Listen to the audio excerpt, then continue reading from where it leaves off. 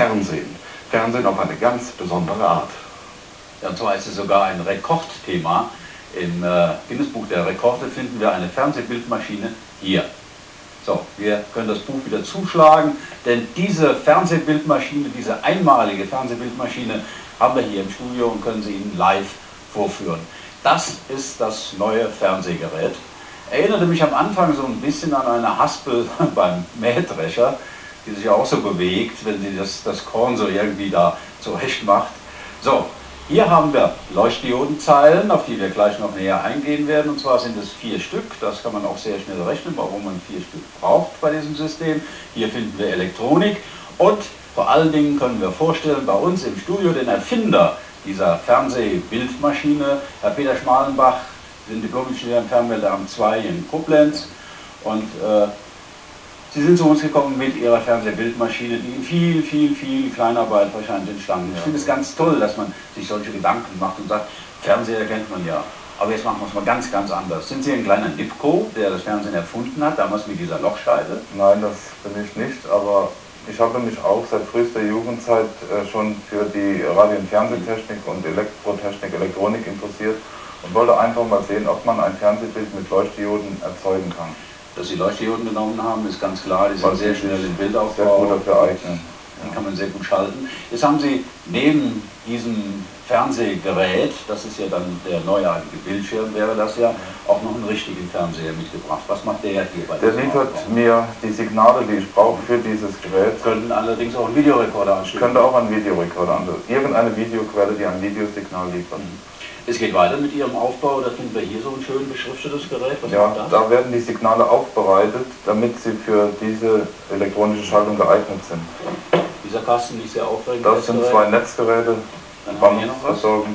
Das Steuerpult für den Schrittmotor. Ja, den Schrittmotor, das ist ein Geheimnis, um die konstante Umdrehungszahl hinzukriegen. Um den Bildstand konstant zu halten. Man muss nicht unbedingt einen Schrittmotor halten, der eignet sich aber sehr gut dafür, weil man dann ohne eine Regelung auskommt. Ja, das wäre der Schrittmotor und der arbeitet dann hier auf die Achse und dreht das Ganze nach einem bestimmten System. Können wir gleich nochmal drüber reden, wie es sein muss. Und dann sehen wir hier diese Leuchtdiodenzeilen. Ich gehe mal an einer ran. Ich hoffe, dass wir da etwas Modulation bereits sehen können, dass also diese Leuchtdioden hell werden und dunkel werden. Zum Prinzip, über so eine einzige Leuchtdiode läuft quasi das ganze Fernsehsignal, das ganze Fernsehbild. Das läuft hier drüber, es wird hell und dunkel. Und jetzt ist es meine Aufgabe im Grunde genommen nur, dieses Bild, was in der einen Zeile ist, auseinanderzuziehen, um es sichtbar zu machen. Und das macht Ihre Maschine, indem sie sich einfach dreht. Ja. Wir haben dann hier noch Elektronik, vielleicht erklären Sie da noch kurz was dazu, was wir da noch alles zu sehen bekommen. Das ist ein großes Schieberegister, ein 232-Bit Schieberegister.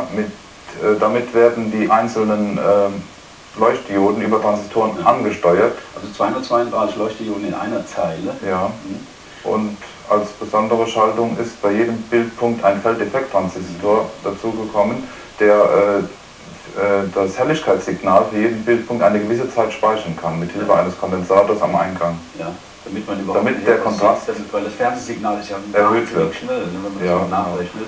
Das wäre ja nur ein kurzes Aufflackern. Ein kurzes Aufflackern der Leuchtdiode, wenn man keine Speicherschaltung verwendet. Jetzt haben wir über Theorie geredet, jetzt kommt die Praxis. Und da müsste man eigentlich einen Held noch aufsetzen, der dabei, wenn man so nah dabei steht, denn jetzt geht es los.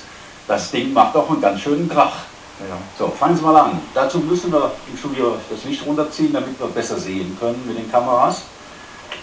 Achtung!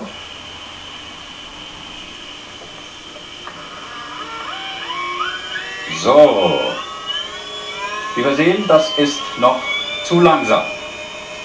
So, da kommt schon das erste Bild. Das ist jetzt die halbe Bildhöhe. Man sieht jetzt 2 Halbbilder übereinander stehen.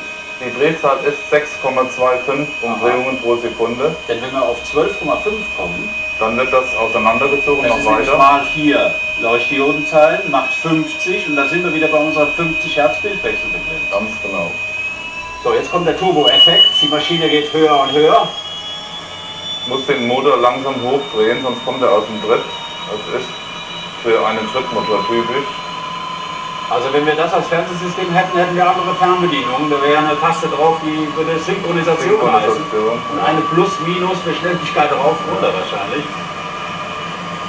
So, ja, da kommen wir schon näher. So. Jetzt kann ich durch einen Schalter die Synchronisation einschalten. Jetzt bleibt das Bild stehen und das Gerät wird jetzt direkt vom Fernsehsender her vom Studio synchronisiert. Schaltet man vielleicht auf einen anderen Sender, damit man etwas besser erkennen kann. Das haben wir jetzt immer bis Haben wir zum Beispiel ein Testbild. Was interessant ist, hier sehen wir sogar den Videotext, oben das Gekrissele in der Zeile. Kann man auch die Helligkeit, Kontrast. S3 sehen wir im Moment. Aber Videotext-Decoder gibt es gar nicht für das System. Ja, vielleicht demnächst. Ja. So, jetzt versuche ich mal ein anderes Bild noch zu bekommen. Ja, die Konkurrenzprogramme, auch das funktioniert sogar mit diesem System.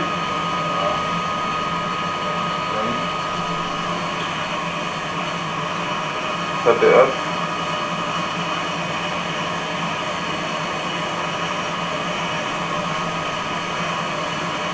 So, auf jeden Fall, man kann mit dieser Maschine ein Fernsehbild darstellen. Da sieht man jetzt sehr schön. Ja. Und vielleicht sollten wir da das Licht mal wieder anmachen und die Maschine dann wieder runterfahren.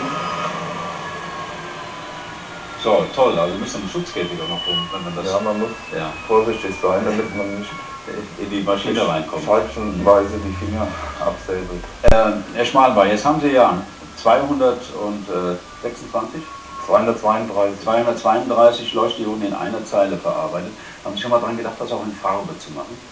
Ja, das ist möglich, aber dann ist der Aufwand genau dreimal so groß, wie er hier jetzt zu sehen ist. RGB-Leuchtdioden. Da muss man rote, blaue und grüne Leuchtdioden verwenden und gerade bei den blauen Leuchtdioden hat man Schwierigkeiten. Wenn die billiger würden, würden Sie dann sowas nochmal aufbauen? Ich meine, das ist ja auch eine Lehrlingsarbeit, die bei Ihnen das ist eine Lehrling, ja. Viele Würden Sie das gerne nochmal aufbauen, dann auch in Farbe, diese Fernsehbildmaschine? Ja, ich würde es nochmal tun, weil der reine mechanische Aufbau ist nicht das Problem, sondern das Einstellen der Bildpunkte, ja, die Funktion der Bildpunkte. Sie sehen aber nicht darin, dass unser Fernsehsystem sich mit Ihrer Maschine jetzt ändern soll, dass es also jetzt Standard werden soll? Nein, es war mehr ein Spaß und auch die Lehrlinge waren mit großer Begeisterung daran. Aber was Sie hier vor allen Dingen leicht machen können, wir reden ja alle von HTTV, von dem neuen Fernsehsystem, was in was breiter werden wird. 16:9 ist ja das Zauberwort. Sie brauchten einfach nur ein paar Leuchtdioden neben dran zu machen und schon hätten Sie das neue Fernsehsystem. Was so eine neue Bildröhre kostet, das sind ja Tausende von Mark. Man kann das Format und die Bildschärfe beliebig ändern. Sehen Sie denn darin jetzt mehr oder weniger ein Kunstwerk, was Sie da geschaffen haben? Ja, ein elektronischer Gag, ein Experiment. Eine Performance-Maschine? Ja. Wir sollten damit vielleicht auch auf einige Ausstellungen mal gehen. Ich finde es toll, dass man in seiner Freizeit, dass man da überhaupt sich Gedanken macht und sagt, ich mache es einfach einmal anders. Vielen Dank, dass Sie zu uns ins Studio gekommen sind. Wir gehen weiter in der Sendung und wollen da mal fix faxen.